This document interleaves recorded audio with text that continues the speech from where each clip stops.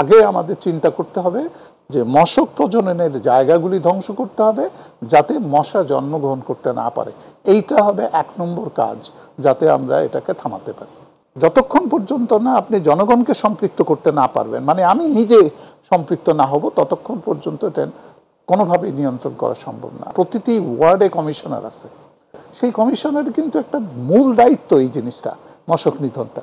ঢাকা শহরে বিভিন্ন জায়গায় কিন্তু এই মশক প্রজনন কেন্দ্র হিসাবে আমাদের খালগুলি, যেগুলি জলাবদ্ধ হয়ে আছে, অনেক খাল মরে গেছে, অনেক খাল প্রায় শুকিয়ে গেছে, এই সমস্ত জায়গাগুলি কিন্তু ফার্টাইল ল্যান্ড, যেই জায়গায় তাদের জন্য বা ফার্টাইল সাইট এই মশক জন্মের জন্য।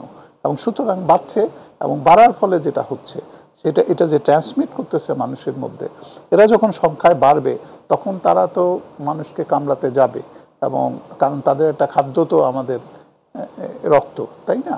এবং যতক্ষণ পর্যন্ত না আমরা এই প্রজনন কেন্দ্রগুলি ধ্বংস না করতে পারবো, ততদিন আমরা কিন্তু চিন্তাই করতে পারি না যে এটা নিয়ন্ত্রণ করা যাবে। এটা আমি একটা দিক শুধু বললাম, যে আগে আমাদের চিন্তা করতে হবে যে মশক প্রজননের জায়গাগুলি ধ্বংস করতে হবে যাতে মশা জন্মগ্রহণ করতে না পারে।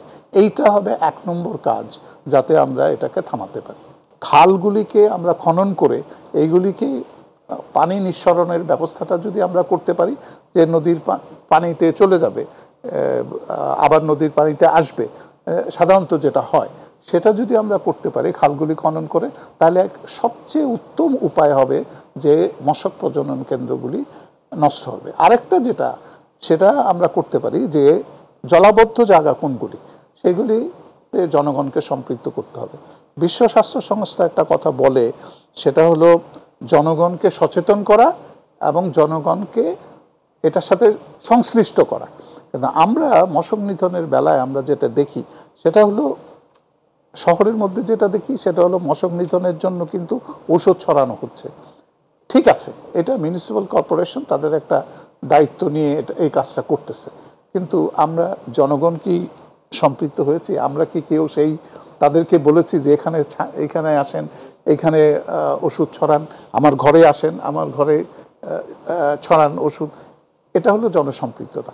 এই জনসম্পৃক্ততাটা হয়নি, এবং এটা করতে হলে যেটা করতে হবে সেটা হলো প্রতিটি ওয়ার্ডে কমিশনার আছে, সেই কমিশনার কিন্তু একটা মূল দায়িত্ব এই জিনিসটা, মশক নিধনটা। কিন্তু আমরা কি কোনো সময় দেখেছি কমিশনার প্রতিটি গলিতে অলিতে এসে মানুষের ঘরে ঘরে গিয়ে থেকেছেন যখন নাকি মশক ওষুধটা ছড়াচ্ছে? যতক্ষণ পর্যন্ত না আপনি জনগণকে সম্পৃক্ত করতে না পারবেন, মানে আমি নিজে সম্পৃক্ত না হব, ততক্ষণ পর্যন্ত এটা কোনোভাবেই নিয়ন্ত্রণ করা সম্ভব না।